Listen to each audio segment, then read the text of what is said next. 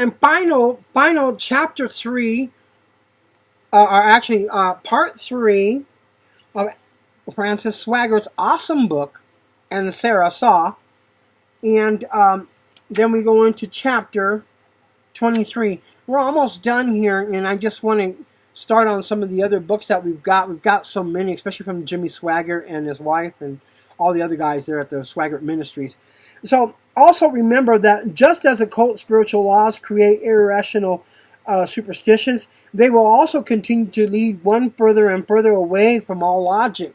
So we really need to be careful, because God says, if you scare away my flock and you don't go back and get them, I'll send an evil against you so bad, you'll wish to God that you never ever cursed away my flock. Now, it's Jeremiah 22 and 23. 23 warns the government. 22, he says to the king. In those days, those were kings and magistrates. Today, it's the president and the government. And he warns the government, the king, the presidents, the prime ministers, the kings, the queens. And he warns, oh, lovely queen. And he warns the pastors, the imams, the spiritual insight leaders, and so forth and so on. He warns you. He tells you, keep one another. Keep one another. This is the hour. There's no dumb drug addict going to heaven. Not true. Not true. When you read the Revelation 12 and you read the end of that, and you read Romans 8 and you read the end of that, he says, I believe that nothing can keep me from God and this and that. And then in Revelation 12 it says, lest thou repent. And in Revelation 9, the same thing. Those who did not repent, they continued in their sorceries, they continued in their whoremongering, they continued in this and that, fornication. I left them. But you know what's funny? Is that he's going to save them still. They're going to repent eventually. And then he's going to have to come in and, you know the rest. The wages of sin is death.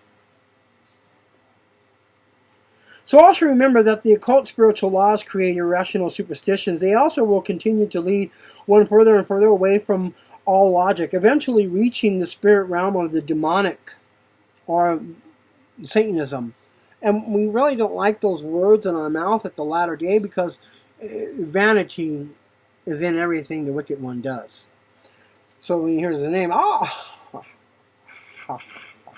say my name again.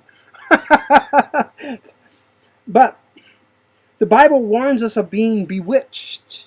Who bewitched you? Which has the implication of being charmed or put under a spell. Again, to be flattered is a sin. That would be like a felony.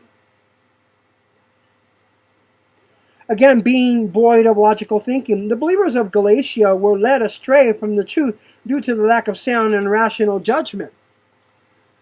We fall short of that, don't we? Oh, foolish Galatians! Who has bewitched you, that you should not obey the truth, before whose eyes Jesus Christ has been evidently set forth, crucified among you? Galatians 3:1. Oh, he tells them straight out. You don't play with them. And this is a scribe. This is a Pharisee. This is a Gentile. This is a Jew. Yeah, he was mixed up, huh? So remember that Esther Hicks, teacher of the universal law of attraction, said that she began channeling a collective spirit that she called Abraham. Did she call him Father Abraham? Did she bow down to him? Did she worship him? There are agents and police officers and undercover officers who find themselves doing things like that to save people's lives.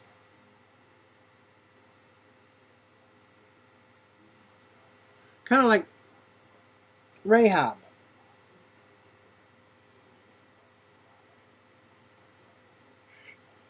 Said that, remember that Esther Hicks, teacher of universal law of attraction, said that she began channeling a collective spirit that she called Abraham. I just relax and quiet my mind, she said. Abraham! The devil said, yeah. What's my name again? Abraham! I'm going to change that later. You're going to call me by my real name. But it's cool right now. I don't mind. It's all good. Watch. I'm going to put my name in your mouth. You see, learning the spiritual laws is only the first step. You will later be enticed with meditative practices that are said to improve the keeping of these laws.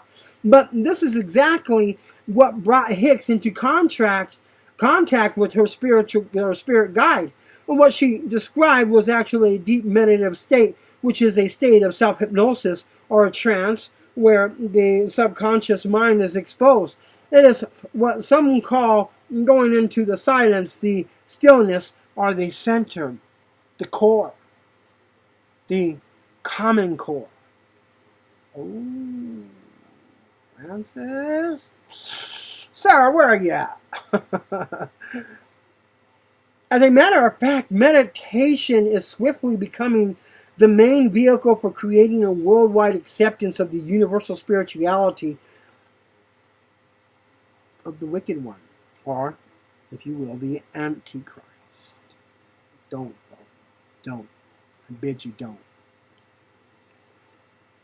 The spirits contacted during meditation will impress upon the practitioner the beliefs of historic theosophy and a New Age, not the beliefs of Orthodox Christianity. As believers, we must be increasingly discerning in these last or latter days. I'm T.C. Barr. This is College Classic Campus. It's God have mercy on our souls. And you were told you're not in the Lamb's Book of Life, think again. The devil is a liar, and Jesus Christ loves you. But he says in Revelations 3, the seventh candlestick, I would if thou were hot or cold. Because thou art not hot or cold, and lukewarm, I will spew thee from my mouth. I consult thee to buy gold of me tried in the fire, and to cover the shame of thy nakedness in white raiment, and to use eye salve that thou mayest see. As many as I love, I chasten and rebuke. Therefore be zealous and repent.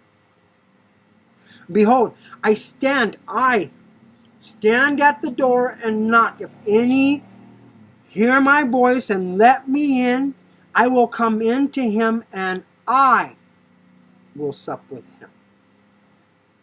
And then you with me.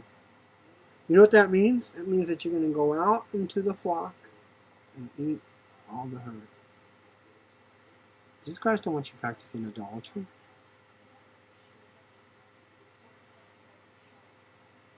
This is College Classic Campuses. I'm T.C. Barr. God bless you.